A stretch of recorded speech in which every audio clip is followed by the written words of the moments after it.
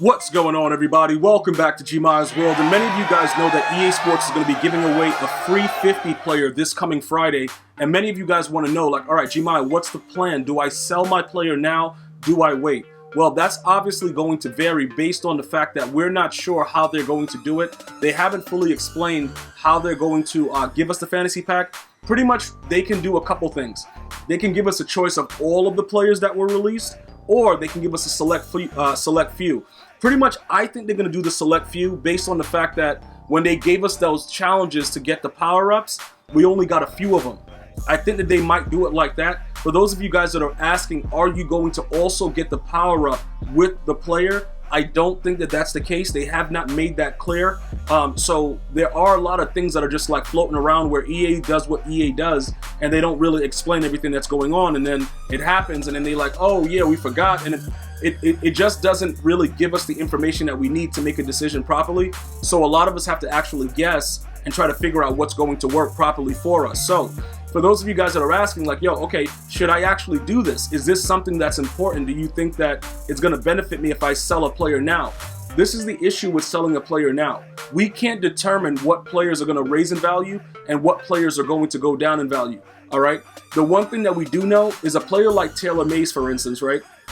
This guy is going to continue to be pretty decent because he has that 49er chem, and he gets chem so ridiculously, and he's played for several teams, and you know, you guys can utilize him in whatever fashion you would like, because he has very, very good numbers. With the exception of the man coverage, he's pretty decent, right? So a card like this, if you're able to pull this, or if I'm able to pull this, I don't believe that his value will change that dramatically to where it's like, oh my God, I lost a lot. Those things have happened in the past where I've actually lost a lot of coins because I've taken too long to sell a player. I don't think that you're going to lose as much in regards to this. So all of the nervousness that you guys are feeling, if I was really, really nervous, I would sell Daunte Culpepper now.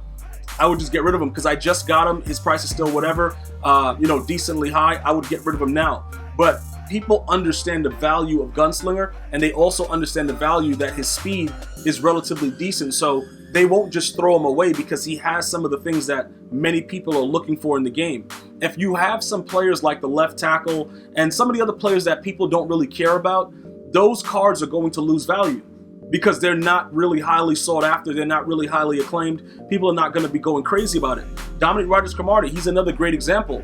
That guy's a really good card. He meets all the thresholds. You know what I'm saying? I don't have a theme team with him on it, and I'll show you his numbers right now. They're pretty good. So he probably won't go down in price. So if they give us a fantasy pack that gives us like maybe a choice of 5, and he's one of them, he may be more than Taylor Mays because he has that 95 zone, he has that 96 man coverage. So no matter what coverage you're playing, he's going to be all over it. That is a huge, huge factor. Plus he has the 96 press. So he's in the final tier of that press animation. So those are the type of things that you have to really pay attention to when you're deciding, you know, which way you're going. If you have some of the other miscellaneous cards that people don't really care about, those cards may go down a little bit in value. But again, the 91s and the 92s that they've released, it's going to go vary based on the productivity of the card on the field.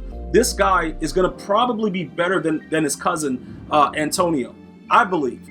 Because Antonio, without a team chem, he only goes to 94 speed. And with everything else that Dominique does, he's just much better at it. All right? So those are some of the things that you want to look at. Are any players on your team meeting that criteria? As far as Daunte Culpepper, like I said, if I were to get rid of him right now, I would probably lose a lot more. Because remember, the training, you're getting back half. So you're looking at a lot of training that you're going to have to take off to go, because the power-up still has value. Those are some of the things that you have to evaluate when you're getting rid of a player. Because it's not just the card that you're selling. You're giving EA half of your training back. And I know it sounds ridiculous, but EA is not concerned about changing that, because at some points earlier before, you couldn't do anything. Once you powered up a card, you were done. So they're probably like, yo, we're doing them a favor by giving them back anything. So trying to change that amount probably won't happen. So you're losing that half, all right? So for me, if the training value is going to be the same amount as a card that I would have to buy to then power the card up, it doesn't make any sense for me to do that because I'm losing that as well. So when you look at this guy, 88 speed. He has that 260 weight. So you guys were saying that the trucking animations trigger after 247 pounds. I'm not sure how accurate that is. I haven't really looked into it. All I know is that this guy gets air trucking animations, and he doesn't really fumble as much. He has fumbled, but remember, I'm air trucking. I'm not just running regular. Usually when you run regular, some of the quarterbacks won't fumble, but he's one of those guys that you can actually just hike the ball and just start running into people, and he'll just truck them and keep going for 6. Like, it's wild. But in EA's defense, they gave him an 85 truck rating. So that's not bad when you think about it. You know, he's supposed to be able to get some kind of action. You know, so that's some of the things that makes him a really good card right now. Remember, last year in Madden 20, he was useless. This is what I'm trying to explain to you guys. A lot of the things that many of you guys are not really understanding, it's because you guys don't understand the concept in which EA changes the abilities that these cards have to be productive on the field. Daunte Culpepper was just a trash card last year, but a lot of that had to do with the fact that they made the release of the quarterback so important that some QBs would just trash out the gate, which is why Aaron Rodgers was a fan favorite, because without abilities, he would throw the ball super fast. Now you can get that animation using Gunslinger, and it actually works. So it's like kudos to EA for getting something right, and now you can utilize the different archetypes, and now it makes sense. Because before, the archetype and all that stuff that they were trying to promote, we were still doing, you know, everybody was still pretty much using the same cards. You know, now it's different. Now when you see a card, you know what your opponent's trying to do. If he comes out with a strong arm, as opposed to an improviser, as opposed to a field general, you have an idea of the differences. That is a success, in my opinion, because that's what they've been looking to do, and not have everybody just utilize the same stuff. So for me, I would keep Daunte I would keep him. Because I could have easily got rid of him, you know, run with Josh Allen for a little bit and see what's happening. But he's actually, you know, like I said, he's pretty good. And that play action threshold at 95 is GG's in the chat.